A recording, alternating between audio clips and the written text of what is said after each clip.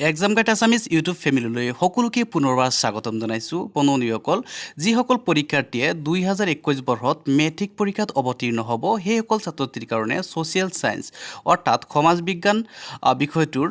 যিখিনি সিলেবাছ নতুনকৈ আহিছে সেইখিনি সিলেবাছ আজিৰ ভিডিঅ'টোত আলোচনা কৰিবলৈ চেষ্টা কৰিম চেপ্টাৰ 1ত থাকিব চেপ্টাৰ 1ত আছে পাৰ্টিশ্যন অফ বেংগল এণ্ড স্বদেশী মুভমেণ্ট অৰ্থাৎ বংগ বিভাজন আৰু স্বদেশী আন্দোলন ইয়াত 1.02 1.03 1.04 1.05 আৰু 1.06 লৈকে ছাত্ৰ-ছাত্ৰীয়ে 2021 বৰ্ষৰ মেট্ৰিক পৰীক্ষাৰ কাৰণে পঢ়িব লাগিব ইয়াৰ পিছত আছে chapter 2 raise of Gandhi and the freedom movement of India অৰ্থাৎ মহাত্মা গান্ধী আৰু ভাৰতৰ স্বাধীনতা সংগ্ৰাম যিটো পাঠ আছে সেই পাঠটোৰ পৰা ছাত্ৰছাত্ৰীয়ে পঢ়িব লাগিব 2.01 পৰা আৰম্ভ কৰি 2.23 লৈকে ছাত্ৰছাত্ৰীয়ে এইখিনি পঢ়িব লাগিব ইয়াৰ পিছত আগবাঢ়িছোঁ চেপ্টাৰ 3 লৈ চেপ্টাৰ 3ত আছে anti British raising and peasant revolts in Assam অৰ্থাৎ অসমত ব্ৰিটিছ বিৰোধী জাগৰণ আৰু কৃষক বিদ্ৰোহ সেই চেপ্টাৰটোৰ পৰা ছাত্ৰছাত্ৰী পঢ়িব লাগিব 3.0 3.1 3.2 এইখিনি পঢ়িব লাগিব চেপ্টাৰ 4ত আছে Indian freedom movement and national এৱাকিং ইন আছাম এইটোত ছাত্ৰছাত্ৰীয়ে পঢ়িব লাগিব স্বাধীনতা আন্দোলন আৰু অসমত জাতীয় জাগৰণ যিটো চেপ্টাৰ আছে সেই চেপ্টাৰটোৰ পৰা ছাত্ৰছাত্ৰীয়ে পঢ়িব লাগিব এইখিনি 4.00 4.1 4.2 4.7 4.8 4.9 আৰু 10 লৈকে ছাত্ৰছাত্ৰীয়ে পঢ়িব লাগিব ইয়াৰ পিছত আছে চেপ্টাৰ 5 চেপ্টাৰ 5ত আছে culture heritage of India and north east region অৰ্থাৎ ভাৰত আৰু উত্তৰ পূৰ্বাঞ্চলৰ সাংস্কৃতিক ঐতিহ্য ইয়াত পঢ়িব লাগিব ছাত্ৰছাত্ৰীয়ে 5.08 5.9 পৰা আৰম্ভ কৰি 5.15 লৈকে ছাত্ৰছাত্ৰীয়ে পঢ়িব লাগিব এতিয়া ছেকশ্যন 2ত আছে জিঅ'গ্ৰাফি অৰ্থাৎ জিঅ'গ্ৰাফিৰ অসমীয়া হ'ল ভূগোল ইয়াত ছাত্ৰছাত্ৰীয়ে পঢ়িব লাগিব চেপ্টাৰ 1ত পঢ়িব লাগিব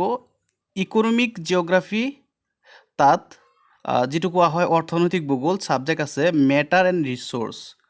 অৰ্থাৎ বিষয়বস্তু আৰু সম্পদ ইয়াত ছাত্ৰছাত্ৰীয়ে পঢ়িব লাগিব 1.1 1.3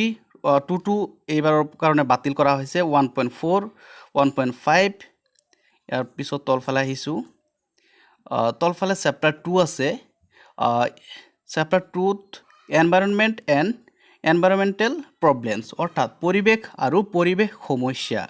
ইয়াত ইন্ট্ৰডাকশ্যন বাতনিটো পঢ়িব লাগিব 2.1 2.2 2.3 লৈকে ছাত্ৰছাত্ৰী পঢ়িব লাগিব পিছত আছে চেপ্টাৰ 3 জিঅ'গ্ৰাফি অফ ৱৰ্ল্ড অৰ্থাৎ পৃথিৱীৰ ভূগোল যিটো 3.1 3.2 3.3 লৈকে ছাত্ৰছাত্ৰী পঢ়িলে হ'ব আৰু এইটো সাইডত মাৰ্কিংখিনি দিয়া আছে কোনটো চেপ্টাৰৰ পৰা কিমান মাৰ্ক আহিব সেইখিনি ইয়াত দিয়া হৈ আছে পিছত আহিছোঁ চেপ্টাৰ 4 লৈকে চেপ্টাৰ 4ত আছে জিঅ'গ্ৰাফি অফ আছাম অৰ্থাৎ অসমৰ ভূগোল ইয়াত 4.1 4.3 আৰু 4.4 এতিয়া 4.2টো বাতিল কৰা হৈছে ইয়াত দেখা গৈছে সেইখিনি ছাত্ৰছাত্ৰীয়ে পঢ়িব নালাগে ছেকশ্যন 3ত আছে চেপ্টাৰ 1ত আছে ইণ্ডিয়ান ডেমক্ৰেচি অৰ্থাৎ ভাৰতীয় গণতন্ত্ৰ সেইটো আছে সেইখিনি ছাত্ৰছাত্ৰীয়ে পঢ়িব লাগিব ইয়াত 1.0 1.1 1.2 1.3 লৈকে ছাত্ৰছাত্ৰীয়ে পঢ়িব লাগিব ইয়াৰ পিছত আছে chapter 2 international organisation the United nations organisation and others অৰ্থাৎ আন্তৰ্জাতিক সংস্থা ৰাষ্ট্ৰসংঘ আৰু অন্যান্য এইখিনি পঢ়িব লাগিব 2.1 2.2 আৰু 2.4 2.3টো বাতিল কৰা হৈছে এইবাৰৰ চিলেবাছৰ কাৰণে ইয়াৰ পিছত আছে পাৰ্ট 2 ইকনমিক্সত আছে প্ৰথমে আছে চেপ্টাৰ 1ত মানি এণ্ড বেংকিং অৰ্থাৎ মুদ্ৰা আৰু বেংক ব্যৱস্থা ইয়াত আছে 1.01 1.02 এইখিনি আছে কণ্টিনিউ তলত লিখা আছে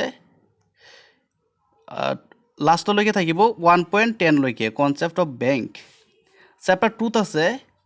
ইকনমিক ডেভেলপমেণ্ট অৰ্থনৈতিক উন্নয়ন যিটো আছে সেইটো 2.01 পৰা আৰম্ভ কৰি লাষ্টলৈকে থাকিব 2.10 লৈকে গ্লোবেলাইজেশ্যন